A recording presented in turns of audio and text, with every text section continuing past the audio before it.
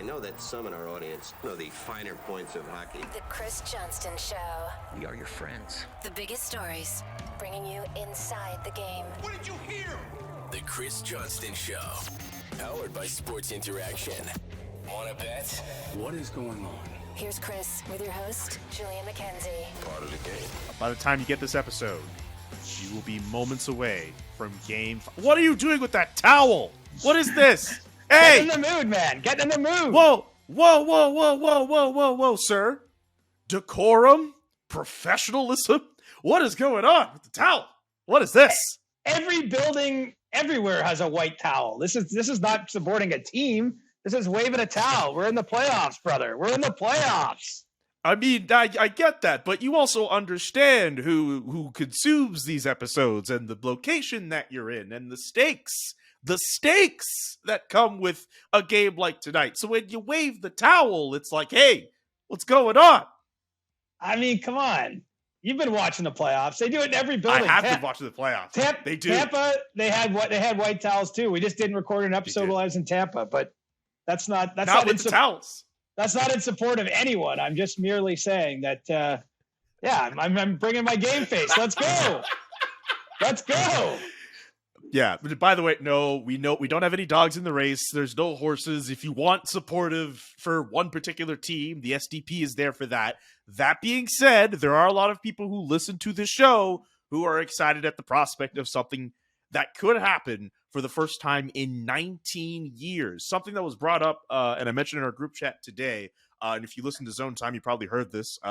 Game Over Edmonton host Avery Lewis McDougall brought up on the 2004 Leafs team, there was a player who in their rookie season had played with Dave Keon. That's how long it has been since the Leafs have advanced beyond the first round.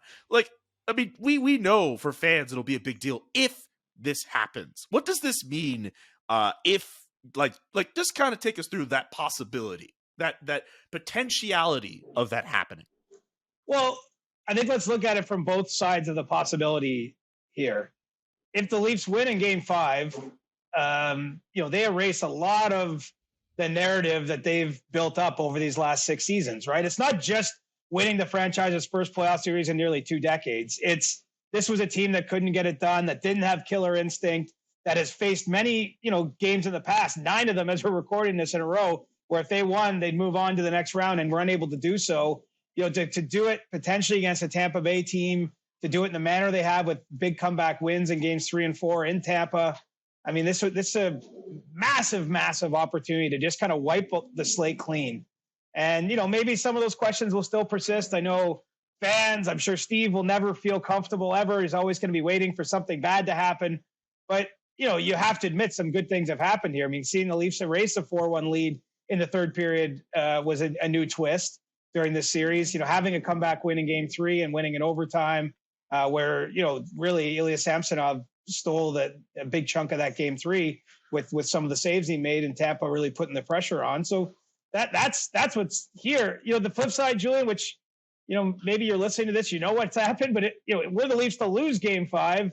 I think you reintroduce some of those concepts again. You reintroduce the idea of demons, and that for whatever reason, this is a team that can't play its best when it has a chance for that ultimate moment. And I think that the fun of this game, both right now as we're going into it, but even if you've heard this after it, is just seeing where they end up. It feels like a really big moment for the franchise.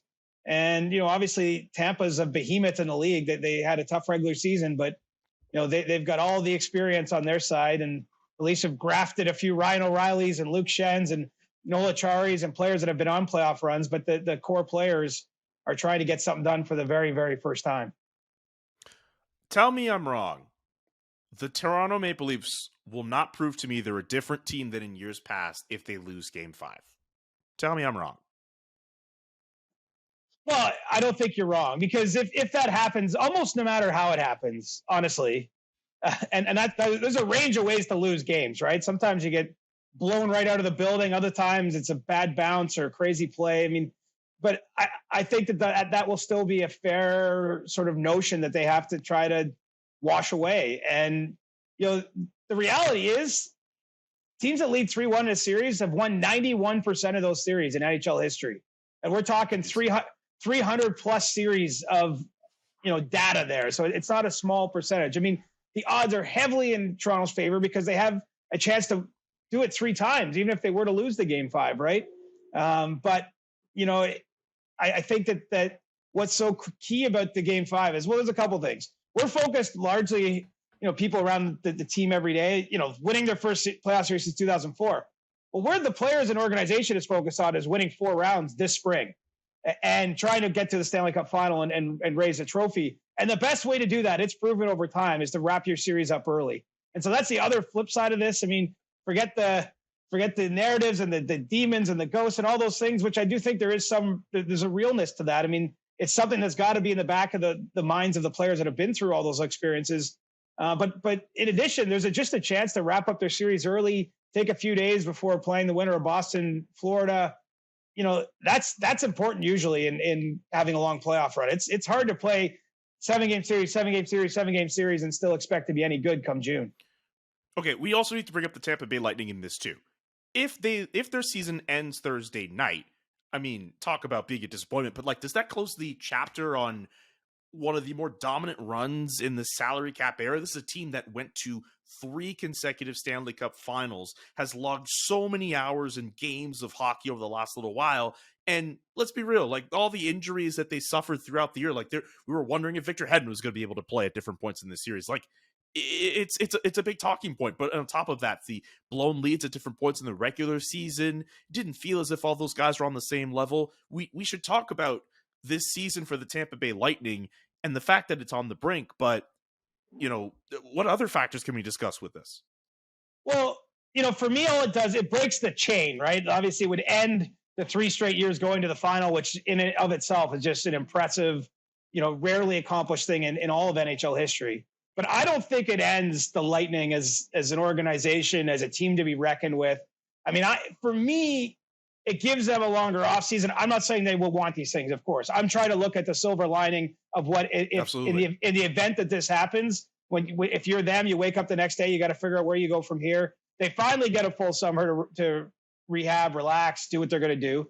Julian Breezeball and his front office, for my money, is still among the absolute best, maybe the best, smartest, best run front office in the entire league. Sure, they got some salary cap issues. They have Alex Killorn. Can they convince him to stick around, or is he going to leave? He's going to be the latest to leave, following the list of guys like Andre Palat and Tyler Johnson and a whole host of others that have helped them have success. But they've still got too many good players that I think have too many good years left to say that this is the end. And so it will not surprise me, even remotely, if the Lightning do lose in round 1 here, if we see them right back among the contenders in the next couple seasons. I still think that there's a window of probably about 2 more years beyond this one that for me is clear now. And there's ways that could be expanded. We'll see what they do. But yeah, I mean, that's kind of at stake. I mean, at some point, I think John Cooper's safe, just given all that success, but maybe at some point down the line, you're looking at, when you talk about changes, are you changing a coach, or what player moves might be made? I mean, they're going to have to keep evolving, I think, to a certain degree, but it's not striking midnight on the Lightning, no matter how this series ends. Also, something to be considered here with all those good players, especially some of those who still have to wake up. It really wouldn't surprise me if they found a way to win game 5 and 6 and they force a game 7. I'm sorry to scare people here. This is the Tampa Bay Lightning, and until they are beaten down, you have to keep that in mind. Absolutely. Well, I mean, look, Andre Vasilevsky through 4 games of the series has not been the guy that we think he is, that we know he is. He hasn't looked like a Vezina and Conn Smythe Trophy winner, but that could change in one night. All of a sudden, he might shut the door and the conversation shifts. That's what's great about sports. Honestly, I don't know if you saw the rant, if you will, or the really thoughtful answer from Giannis after the Milwaukee Bucks were swept. I think it applies to a lot of what we're talking about here. Is we react to this season, and in that moment, that's like the be all and end all. But you have to sometimes look at a long chain of events here, and the Lightning had to build up a long time and went through some frustration and looked like, frankly, they might never get over the hump. And then now they're the ultimate winners. The Leafs obviously have gone in the opposite direction, but in one spring and one game, one handful of games, everything can look differently and changes the kind of discussion around your team. I wish we had more time for today's show, because I think we can have an entire discussion on what Giannis Antetokounmpo said following the Bucks losing that opening round series to Miami, not just to focus on him primarily, but what we view as failure and how other athletes view failure through a year. And I think those two teams that we're focusing on right now, Toronto and Tampa, in terms of the failures, if they would want to see it as that, that is an entire discussion in itself. And I'm glad we mentioned it in some way, but like that's such a fascinating discussion to have. I just want that said, because I know we don't have that much time for today's episode. I just want one last thing before we get to sports interaction. One final thing from you, Siege. Bring out the towel again. Yeah, buddy. Let's go. We going on road. Let's go. It just that was just me. That's as close as CJ will get to being at Caravana this summer, waving a rag in the streets. And I just wanted that showed before we get to sports interaction. That's all I wanted. That's all I wanted. I love the playoffs, man. I love the playoffs. Me too, man. Okay, let's get to sports interaction. You can bet that, and then we'll talk a little bit about some of the other series, and we'll get to stick taps. You can bet that with David Bastel. Brought to you by Sports Interaction. Get in the action and make a play. 19 plus. Please play responsibly. Welcome to You Can Bet That. Remember to hit up sportsinteraction.com/SDPN for all of your gaming needs. Let's go back to the dangles doozies that can be found on Sports Interaction. I thought these ones were pretty interesting. Former friends. They have two different ones here. Obviously former Lightning, former Leafs players to score a goal. There is one for Luke Shen. He is actually for both it's the same rates here, but for Luke Shen, yes at +900, no at -5,000, and there's one for Zach Bogosian against the Leafs, yes at +900, no at -5,000. If you had to pick between both of those players to score a goal today, who would you pick? I'd be going for Luke Shen, and okay, look. Neither player puts the puck in the net a lot. That's why it's a nice dangle doozy. But in Luke Shen's case, he's playing 18 minutes a night in this series. I mean, he's been playing more, quite frankly, than I would have guessed entering the playoffs, and I think he's played great. It's not, certainly not a comment on his performance. And so just by virtue of the fact he's going to be out on the ice more than Bogosian, I would expect, I think his odds of scoring are a little bit higher, although if you look across the history of both of those players' career, Not a lot of pucks have hit the back of the twine off their stick. Okay. All right. You heard it here first, people. Luke Shen. But if you want to pick Zach Bogosian, that is available for you too at sportsinteraction.com/. Don't forget to check out sportsinteraction.com/SDPN for all the best odds before game, in game, best props. sportsinteraction.com/SDPN. This episode of the Chris Johnston Show is brought to you by Manscaped. Friends, family, and loved ones, I bet you haven't purchased a Father's Day gift yet, have you?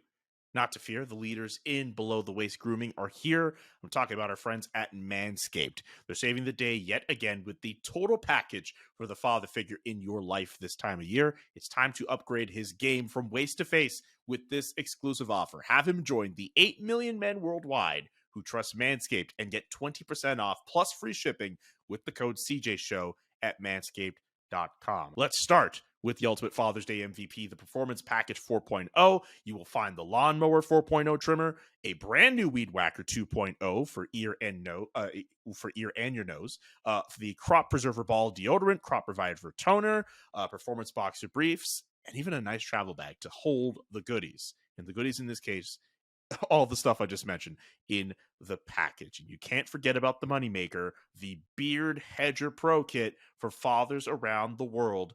You get the beard shampoo as well, conditioner, beard oil, beard balm, 2 free gifts with their signature beard comb and scissors. Beard comb and scissors, they look real dope. Whether you're mowing the lawn, taking out the trash, or golfing in the sun, like any other dad would do, these moisture wicking boxers, the boxers we just mentioned before, the performance boxer briefs, they're actually really cool. So, give them to your dad, among other things. Get 20% off free shipping with the code CJShow at manscaped.com. That's 20% off with free shipping at manscaped.com and use the code CJShow. Make this Father's Day one he will never forget with Manscaped. As you know, the first round of the Stanley Cup playoffs are well underway. Toronto, Edmonton, and Winnipeg each locked into exciting series at this point in time. And of course, the SDPN has you covered on all of the NHL playoff action. Steve, Adam, and Jesse are enjoying this Leafs series so far. The Steve Dangle podcast has been on fire through these first few games. I'll tell you what, man, if the Leafs actually win this series, it's going to be crazy. Steve might not even have a voice after that LFR. And Chris and Julian over on the Chris Johnston Show are crushing it. That's a really nice thing for them to say. Thanks, guys. I'm glad that was written in the ad read. I really appreciate that. They've got all the latest from across the league, tons of playoff action as well as what is going on behind the scenes. Man, this is a great place to work. Out here praising us for what we do on this show. This is great. Make sure you check out both the SDP and the CJ Show now on your favorite podcast app, Apple, Spotify, wherever we are there. Or watch full episodes anytime on the SDPN YouTube channel. So, CJ, how do you feel about your Stanley Cup pick, the Edmonton Oilers, who looked to be in trouble at certain points against Los Angeles Kings? They now have a chance in a couple of days on Saturday to put the Los Angeles Kings out of their misery. Yeah, I mean, you certainly saw some separation between the teams in Game 5. I mean, really, the first 4 games of that series were pretty darn close and included some overtime games and comebacks and all those sorts of things. But, I'm still not totally comfortable. The Kings, to me, have looked great in the series. And you have a dynamic here, Julian. I can't recall this ever happening. It might have somewhere along the line, but 3 off days in a series is a lot. And I'm not sure who it favors, and I'm not even saying it definitively favors one team or the other, but certainly there's a chance if you're LA to maybe regroup in a way you wouldn't, coming off a tough loss in Game 5. Maybe it benefits Edmonton. There's some talk of Connor McDavid perhaps nursing a bit of an injury that he's been able to play through, and I'm sure others on the roster. So I'm not saying it's one team is advantaged over the other, but it is a different dynamic than usually you see, where you're almost on the pace of, at this stage, you get this late in the series, it's just like travel game.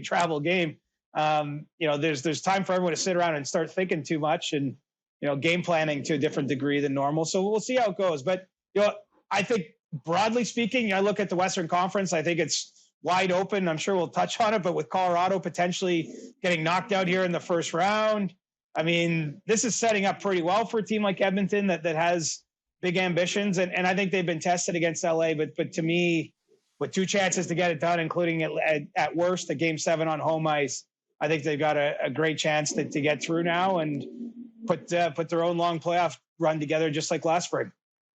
I can admit maybe saying putting them out of their misery is a bit strong when it comes to the LA Kings, because they are still a really good team. Just that last game, obviously not going the way that they would want to. Phoenix Copley even coming into the game at some point as well. But yeah, the fact that the Edmonton Oilers are in the driver's seat here, and at worst, they could have this go back to 7 back in Edmonton. Like this is where I expected the Edmonton Oilers to be in this situation. Sure. But if you're LA, you're doing what every team does in this situation. You're saying just win 1 at home and then we'll take our chances in Game 7. I mean, Edmonton does not want any part of a Game 7 for the same reasons I was talking about Toronto's situation. You want to get through these series as quickly as you can. I think that the rest can be beneficial and just a few less miles on the body as you try to work your way through the gauntlet that is the playoffs. And, the Oilers, though, I'm feeling good about it because there's no one in the western half of the draw that I've now seen, through a week and a half of playoff games that I think is better, like clearly better in this moment. And so I still think the Oilers are set up to make it all the way to the Cup final, but you need some good breaks along the way. You're going to need some good health. And obviously you need those star players continuing to be at their best too. Can we talk about McDavid and because this is like footage that has, at least when we're recording, that's just kind of coming out. Ryan Rishaug taking a little bit of video of McDavid at practice, and he seems to suggest that it could be a sore leg. He's trying to shake that off. What would you know about that right now? Well, I don't have specifics on an injury, but I think it does make some sense. And Connor McDavid's far from the only one that's in that position. But the fact that it could be a lower body injury, has a certain effect on a player like that, just given how well he skates and what a differentiator that is in his game from basically any opponent he comes up against. And so, yeah, looks like he's battling through something. I mean, Leon Draisaitl had the high ankle sprain during last year's playoffs and kept playing and still put up a lot of points. I mean, this is kind of par for the course.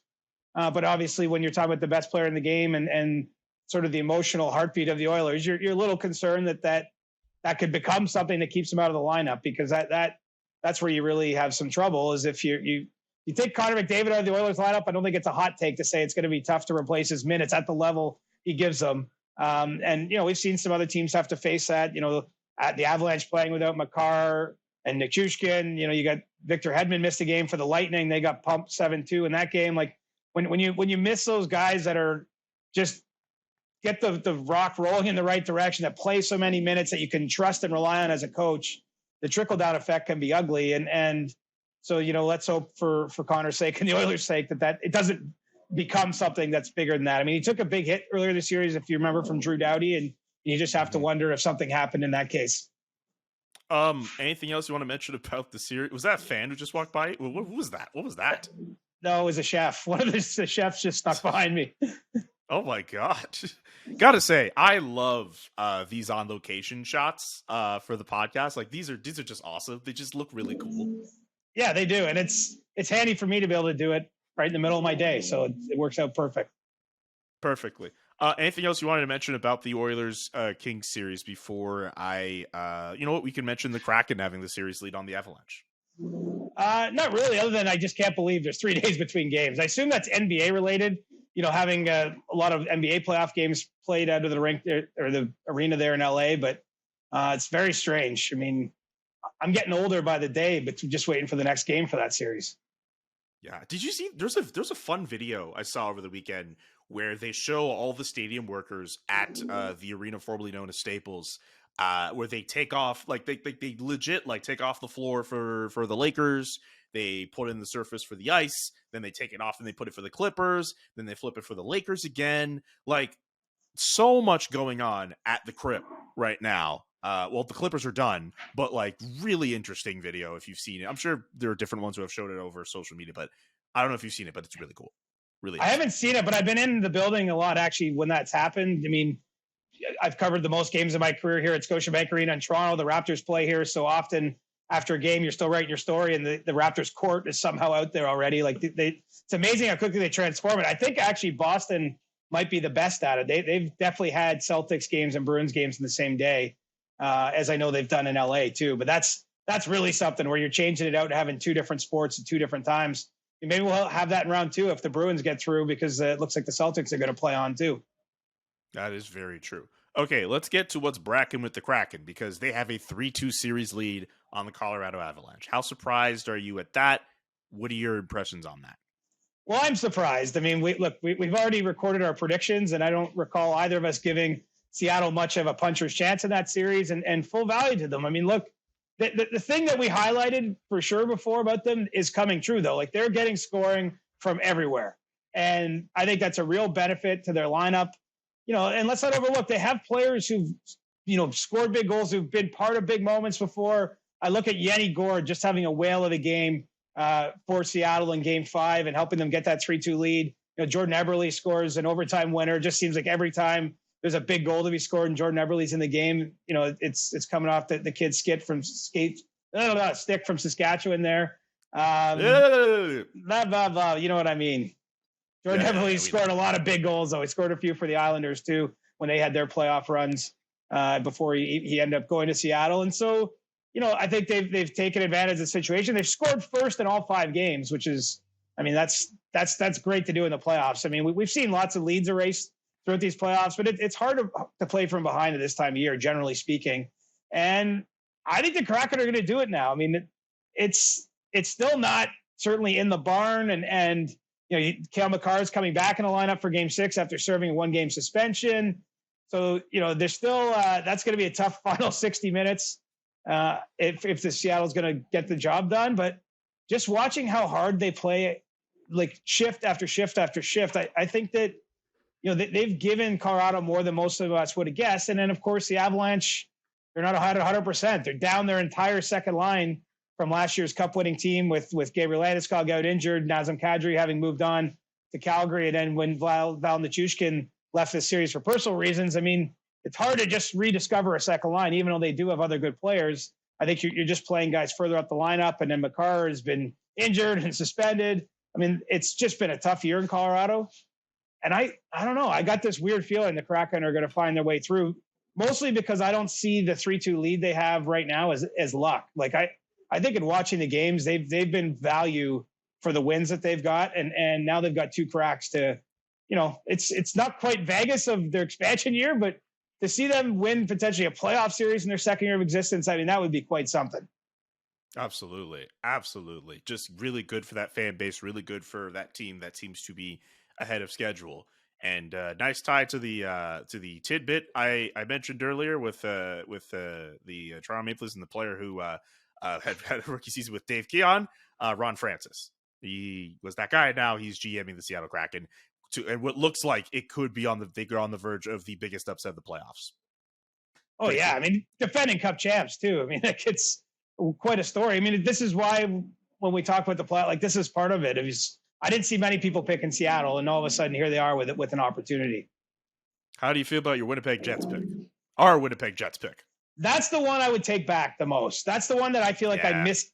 I feel like that's the one I miscalculated the most. Like, I really thought the Jets were going to give Vegas trouble in the series. And other than the big comeback that they had in game 3, they ultimately lost the game on Michael Amadio's double overtime goal. But I just feel like Winnipeg has not done much in this series. Now, the same things apply, though. Now they're without Josh Morrissey. They're without Mark Scheifele.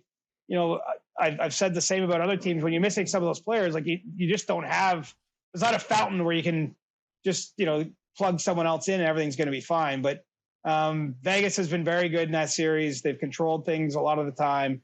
Laurent Brossoit has been up to the task for the most part. And I got to take a mea culpa there, Julian, because I was feeling pretty good about that Jets pick until about 3 games into the series. And I'm going, oh, shit. Why did you say it like that?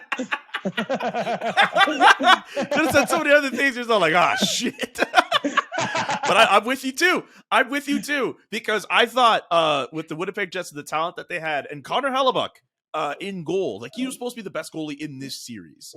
I genuinely thought the Winnipeg Jets were going to steal this one from the Vegas Golden Knights. And I, too, will have to take that mea culpa.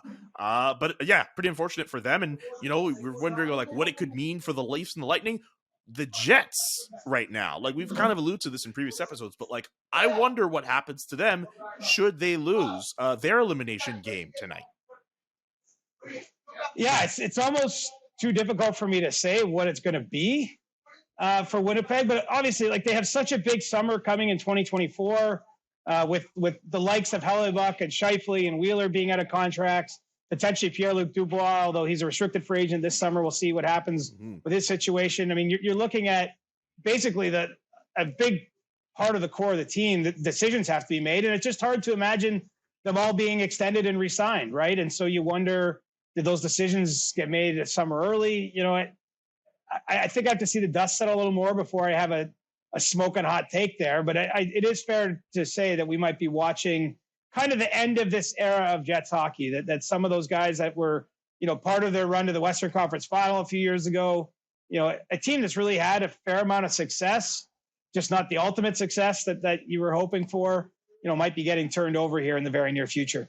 The Panthers. Let's talk about the Panthers. Matthew Tkachuk, great OT goal, keeping the Panthers alive. Sergei Bobrovsky gets his badge and gun, and he's back in net for the Panthers. How are you feeling about that potential upset? Well, the game 5 was great. The third period there, back and forth, Boston kept tying it. And finally, Matthew Tkachuk calls game in overtime after the blunder by Linus Ullmark. And, I still think it's going to be tough for Florida to win. Hardly a hot take. We're talking about a Bruins team that won 65 games, but there's at least the introduction of the possibly maybe seed of doubt being planted. And certainly, Tkachuk has lived up to kind of his reputation, I would say, as a player that's well suited for this kind of hockey. I think really, like, look at the season he's had, all things in, since leaving Calgary. I mean, if there were any questions about his ability to kind of carry a team or be the center piece of a team, where obviously he was probably a little bit in Johnny Gaudreau's shadows for a lot of years to some degree in Calgary. I mean, he's part of this trade. He signs a big contract, and he just had a great season from start to finish. He appears on my Hart Trophy ballot. And, based on what I've seen in the playoffs and some of what Paul Maurice said about him too, it's pretty clear that he's made a few fans down in Florida. And so, maybe a positive in what's been a difficult campaign in a lot of ways for the Panthers after winning the President's Trophy a year ago is that trade it's looking still pretty good for Florida. And even though this year didn't maybe pan out the way they wanted, and it might ultimately end here in the next few days, I think that there's a lot to build on with Matthew Tkachuk at this level and a centerpiece of that team. Paul Maurice yesterday, when asked about Matthew Tkachuk, I'm just going to read the quote verbatim here. Well, at least this one particular quote. That guy is, and then you put a long string of profanity, gamer. Is he not a gamer? And by the way, when I say a long string of profanity, no, he did not say a long string of profanity that was bleeped out. That is legit what he said, and then said a gamer. Right, and Paul Maurice, the same Paul Maurice that went up against him in a playoff series when he was coaching Winnipeg and accused him of injuring Mark Scheifele on purpose. So, I mean, it just shows you how crazy this sport is.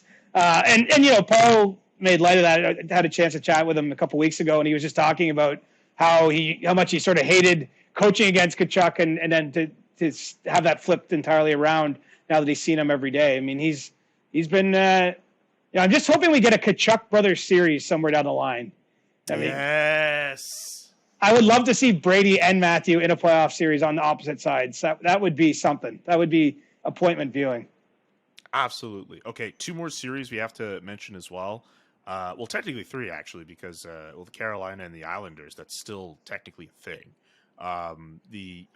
Give me kind of what we did at the end of the last episode. Give me a sentence to sum up the remaining ones we haven't talked about yet. The Devils and the Rangers, which has tied. They're tied at 2 games apiece. Remember, the Rangers were up 2-0. It was looking bad for you and those relish hot dogs. The series has been tied at 2 games apiece. Give me a line to sum up your thoughts about that series. After seeing the way the Devils shut down the Rangers in Madison Square Gardens offensively over 2 games, I'm saying I'm feeling good about you eating a poutine hot dog.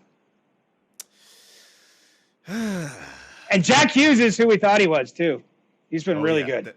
That's a bad man. Give me a sentence to sum up the Dallas-Minnesota series, which is criminally underrated by everybody.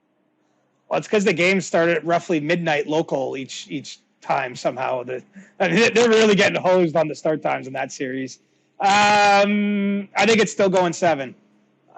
Dallas is heading to Minnesota for Game 6, but it's been close enough. We'll see if Minnesota can break through Ottinger in Game 6 and push it to 7, but my gut tells me that one's going 7. It's been really close. Friday, we will have Game 6 between the Carolina Hurricanes and the New York Islanders. Give me a line to sum up your thoughts on that series. It's going to be a party in Raleighwood after that next one. I just think the Hurricanes, they whiffed on their first chance to close it out, but I don't think they'll miss it a second time. Good team. They've won a series in each of the 4 years prior to this one, that since Rod Brind'Amour was their head coach. They can make it 5 in a row with at least 1 series victory, and I say they do it. North Carolina! I just wanted that said. All right, that's going to do it for our talk about the playoff series. Since it is Thursday, it's time for stick taps. Siege, do you have a stick tap?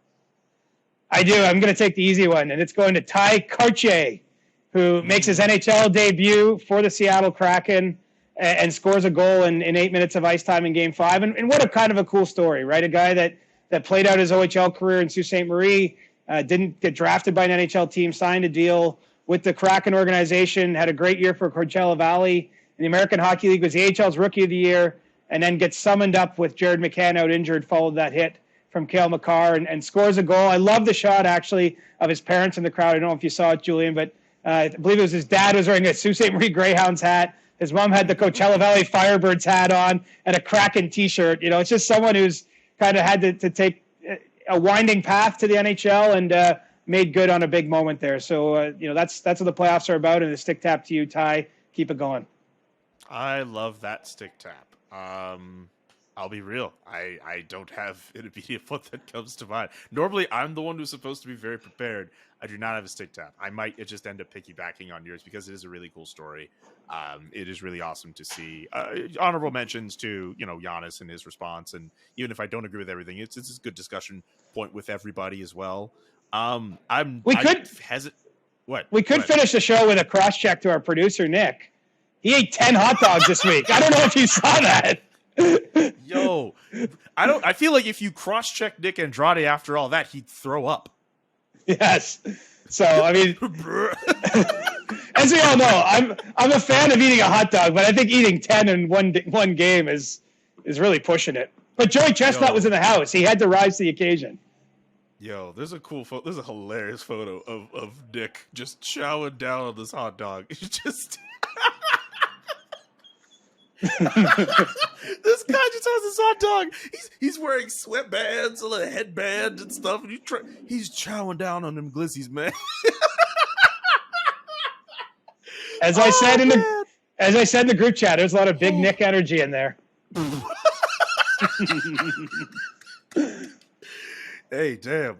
Big Nick energy, big glizzy energy. My man, he woofing them down.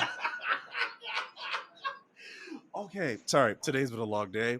You got to go do your thing. You got to go cover a playoff series. I need a nap.